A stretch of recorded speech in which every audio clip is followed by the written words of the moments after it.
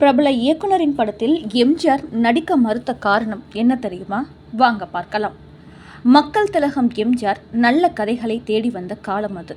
அந்த நேரத்தில் சிவாஜி கணேசன் நடித்த பாசமலர், பாலும் பழமும் போன்ற குடும்ப மற்றும் பாச உணர்வுகளை மையமாக கொண்ட திரைப்படங்கள் வெற்றி மேல் வெற்றி பெற்று வந்தன. அதை பார்த்த எம்ஜிஆருக்கும் அது போன்ற உணர்ச்சி பூர்வமான கதைகளில் நடிக்க வேண்டும் என்ற விருப்பம் இருந்தது.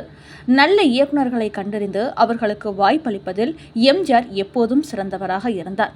அதேபோல் இயக்குனர் ஏ பீம்சிங் அண்ணன் தங்கை பாசம், குடும்ப உறவுகள், கணவன் மனைவி உறவுகள் போன்ற சென்டிமெண்ட் கதைகளை அழகாக இயக்கி புகழ் பெற்றவர். எம்ஜிஆரும் பீம்சிங்கும் நல்ல நண்பர்களாக இருந்தனர்.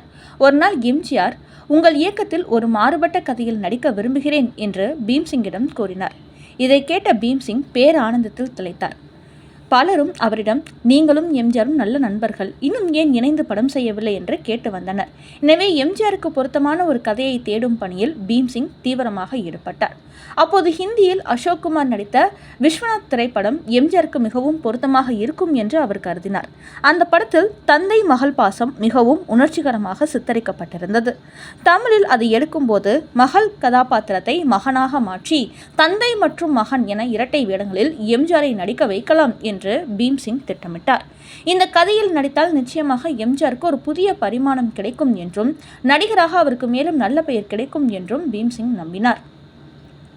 இதற்காக பீம்சிங் தனது உதவி இயக்குநர்களுடன் ராமாவரம் தோட்டத்திற்கு சென்று எம்ஜிஆரை சந்தித்தார். அங்கு விஸ்வநாத் படத்தின் முழு கதையையும் விரிவாக எடுத்துரைத்தார். கதையை கேட்ட எம்ஜிஆர் சில நிமிடங்கள் அமைதியாக இருந்தார். பின்னர், நான் தந்தையாக நடித்தால் ரசிகர்கள் அதை ஏற்றுக்கொள்வார்களா என்பது சந்தேகம். குறிப்பாக வயதான தந்தை வேடத்தில் என்னை பார்க்க அவர்கள் விரும்ப மாட்டார்கள். இது என் திரை இமேஜுக்கும் பொருந்தாது என்று கூறினார். பீம்சிங் எப்படியும் எம்ஜிஆர் ஒப்புக்கொள்வார் என்று நம்பியிருந்தார். ஆனால் அவரது எதிர்பார்ப்பு நிறைவேறவில்லை. அந்த ஒரு முடிவால் இருவரும் இணைந்து பணியாற்றும் வாய்ப்பு கைகூடாமல் போனது. ஆனால் அவர்களுடைய நட்பு எந்த விதத்திலும் பாதிக்கப்படவில்லை. மாறாக காலம் செல்ல செல்ல அந்த நட்பு மேலும் வலுவடைந்தது. இயக்குனர் பீம்சிங்க்கும் எம்ஜிஆருக்கும் இடையான நட்பு மிகவும் பழமையானது. ரத்னகுமார் திரைப்படத்தில் எம்ஜிஆர் சிறிய வேடத்தில் நடித்தபோது அந்த படத்தின் இயக்குநர்களான கிருஷ்ணன் பஞ்சுவிடம் உதவி இயக்குநராக பணியாற்றியவர் பீம்சிங். அப்போது ஏற்பட்ட அறிமுகமே பின்னர் ஆழமான நட்பாக மாறியது. இருவரும் தங்களது துறைகளில் வளர்ந்த பிறகும் சினிமா பாணியில் சில வேறுபாடுகள் இருந்ததால் இணைந்து பணியாற்றும் வாய்ப்பு அமையவில்லை. இருந்தாலும் ஒரு நாள் கண்டிப்பாக இணைந்து ஒரு படம் செய்ய வேண்டும் என்ற எண்ணம் இருவரிடமும் இருந்தது. பீம்சிங் தனது தயாரிப்பு நிறுவனத்தை தொடங்கிய போது நடைபெற்ற பூஜை விழாவில் எம்ஜிஆர் நேரில் கலந்து கொண்டு சிறப்பித்தார். அப்போது பல சினிமா பத்திரிகைகள் தன்னை இயக்காத ஒரு இயக்குனரின் விழாவில் கலந்து கொண்ட எம்ஜிஆர் என்று தலைப்பு செய்தி வெளியிட்டனர். பின்னர் எம்ஜிஆர் தமிழக முதல்வராக பதவியேற்ற பிறகும் தனது எம்ஜிஆர் பிக்சர்ஸ் நிறுவனத்தின் தயாரிப்பில் ஒரு படத்தை பீம்சிங் இயக்க வேண்டும் என்ற ஆசையை மனதில் வைத்திருந்தார். அதற்காக சத்யா ஸ்டுடியோவில் பூஜையும் நடைபெற்றது. அந்த படத்தில் வேறொரு நடிகர் நடிக்க இருந்தார். ஆனால் படப்பணிகள் தொடங்கிய சில காலத்திலேயே பீம்சிங்கின் உடல்நிலை பாதிக்கப்பட்டது. இதனால் அந்த திட்டமும் கைவிடப்பட்டது. இதனால் எம்ஜிஆர் மிகவும் வருத்தமடைந்தார். பீம்சிங்குடன் இணைந்து குறைந்தபட்சம் ஒரு படமாவது தயாரிக்க வேண்டும் என்று நினைத்தேன், அதுவும் நடக்கவில்லை என்று அவர் மனவேதனை அடைந்ததாக கூறப்படுகிறது. பின்னர் உடல்நலக்குறைவால் பீம்சிங் காலமானார். ஆனால் அவர் மறைந்த பிறகும் எம்ஜிஆர் தனது நண்பருக்கான மரியாதையை மறக்கவில்லை.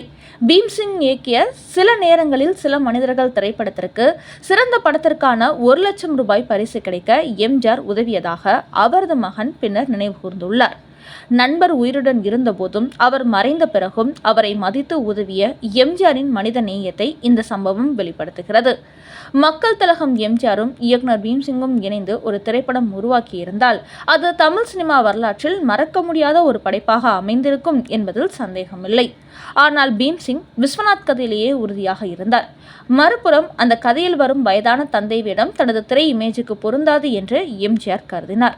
அதுவே இந்த இரு பெரும் ஆளுமைகள் இணைந்து பணியாற்ற முடியாமல் போனதற்கான முக்கிய காரணமாக அமைந்தது.